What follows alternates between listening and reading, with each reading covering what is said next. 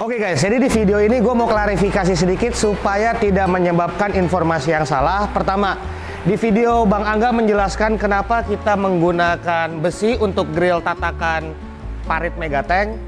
Apa yang kawan-kawan komen itu semuanya benar.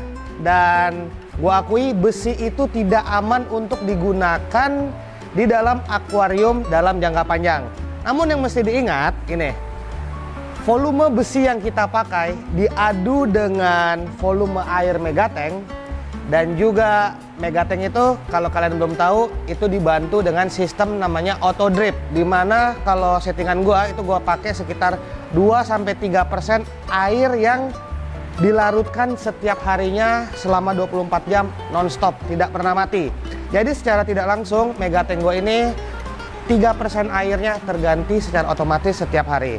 Nah, untuk sedikit referensi, saat Megatank ini kita setting menggunakan hardscape, kalau kalian perhatikan penggunaan besi yang digunakan oleh Jeffrey dan kawan-kawan mungkin kurang lebih sama dengan besi yang gue gunakan, karena di setiap lika-liku dahan-dahan pohon yang kita sambung-sambungkan itu mayoritas ditahan atau disambung menggunakan plat besi. Dan jumlah paku besi, paku beton yang kita gunakan juga cukup lumayan banyak. Dan kita menggunakan sling besi untuk membantu mengikat. Kalau kalian ingat dulu kan ada dahan yang menjuntai seperti ini dan menjuntai ke kanan kiri. Itu semua ditahan menggunakan sling besi, plat besi, paku besi, dan material-material lain yang secara secara umum emang tidak aman. Namun yang mesti diingat, jumlah material yang digunakan diadu dengan volume air dan juga sistem filtrasi. Nah, jadi kalau kalian misalnya nih akuariumnya 2x1 dan kalian menggunakan besi yang cukup banyak, ya mungkin itu nggak baik dan gue tidak merekomendasikan. Jadi itu yang harus gue klarifikasi supaya jangan Gio aja pakai besi aman, gue juga pakai besi deh. Tapi tidak memperhatikan atau tidak mengconsider volume air yang kalian punya dibanding dengan apa yang gue punya. Dengan apa yang gue punya, gue bisa nge-bypass beberapa hal yang gue rasa secara umum tidak bisa digunakan, tapi di sini masih bisa, bukan pasti bisa ya, tapi masih bisa digunakan seperti itu. Dan juga mengenai paving, betul, paving itu cepat atau lama nanti dia akan mulai tergerus-gerus air dan yaitu semennya atau segala macamnya mencemari air.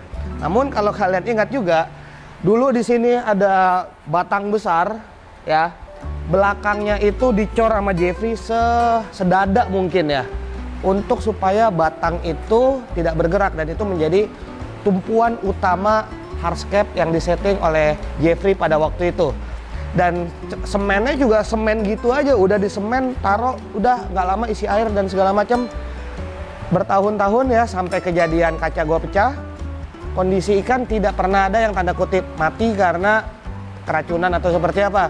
Karena buktinya ikan gua di sini pun pada waktu itu ikan pari yang termasuk ikan cukup sensitif itu beranak pinak di sini. Jadi dari segi parameter air itu tidak mengganggu karena volume air dan juga sistem filtrasi gua, dan dibantu dengan ganti air setiap hari menggunakan sistem dripping. Nah, kalau kalian bertanya, ini kenapa kok nggak jadi-jadi, kok Gio buat lagi begana begini? Nah, jadi gini, kalau kalian ingat sebelum kaca pecah, itu gue sebutnya Megatank 100 ton. Sebelumnya itu gue juga pernah punya Megatank, dan buktinya masih ada di sini, kita tunjukin. Megatank gue yang lama itu ukurannya 2,5 meter ya, apa 2 meter gue lupa. Nih, 2 meter kayaknya. Ini bekas yang lama, 2 meter kali 8, tinggi cuma 1,5 meter. Ini Megatank gue yang lama ya. Nih, masih ada nih bukti sejarahnya ya. Habis itu gue bangun sendiri dan gue dengan settingan yang umum orang lakukan, gue buat. Habis itu berjalannya waktu, kok ada yang kurang ya, kok ada yang kurang maksimal ya. Setelah gue nikmati gitu ya, setelah gue lihat-lihat dan berjalannya waktu, kayaknya kalau kayak begini lebih oke, kayaknya kalau dipakein ini lebih bagus, kayaknya kalau seperti ini lebih bagus.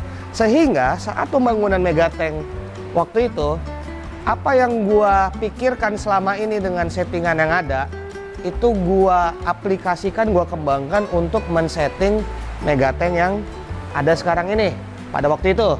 Nah, setelah semuanya udah berjalan hampir 2 tahun, ada beberapa hal yang menurut gua kurang maksimal. Contoh, gua menggunakan gravel. Menggunakan gravel walaupun gua kasih tipis-tipis, namun tetap ada kotoran yang mengendap segala macam. Walaupun udah dibantu dengan ikan pari dan oksidoras, gua rasa ya tetap ada, kayaknya gimana ya cara mengoptimalkannya. Nah, waktu itu gua udah ada kepikiran mau buat sistem seperti ini. Namun waktu itu semuanya sudah berjalan, gue mikir, ayo udahlah, ribet dibanding gue bongkar-bongkar begitu kan. Tapi karena waktu itu ada kejadian kaca pecah, akhirnya tank ini kosong, ikan keluar semua. Ya udah, apa yang gue pikirkan untuk menyempurnakan yang sudah gue rasa sudah mantap gitu ya, gue eksekusi sekarang seperti itu. Makanya ini sebenarnya konsep yang udah lama gue pikirkan, cuma tidak bisa gue realisasikan karena kondisi waktu itu ada ikan dan semuanya. Jadi nggak bisa gue eksekusi, namun sekarang bisa gue eksekusi.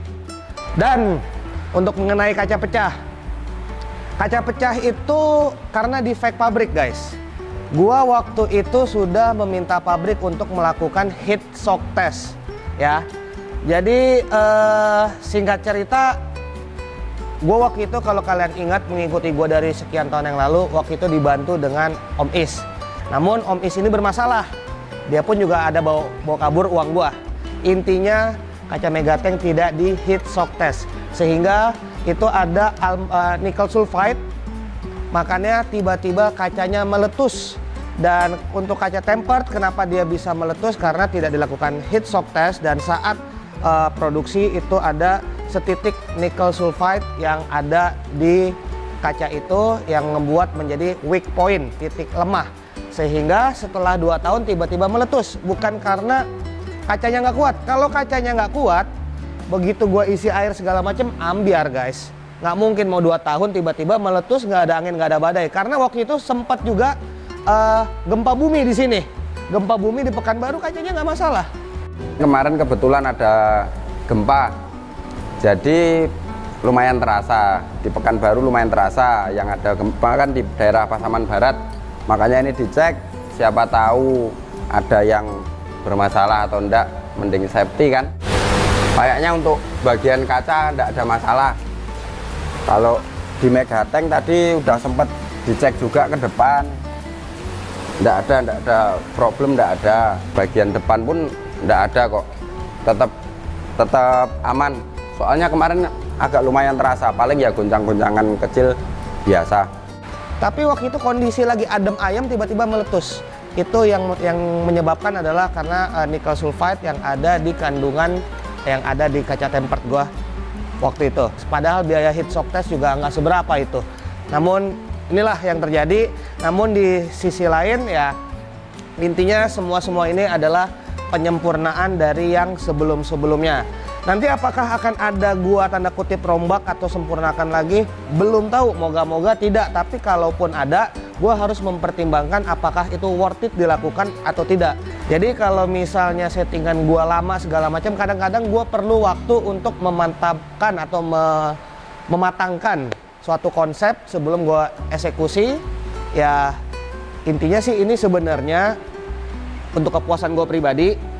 Cuma gua mau share aja karena ya ada channel YouTube, kenapa tidak, dan kebetulan banyak yang menunggu, ya gua share. Intinya seperti itu.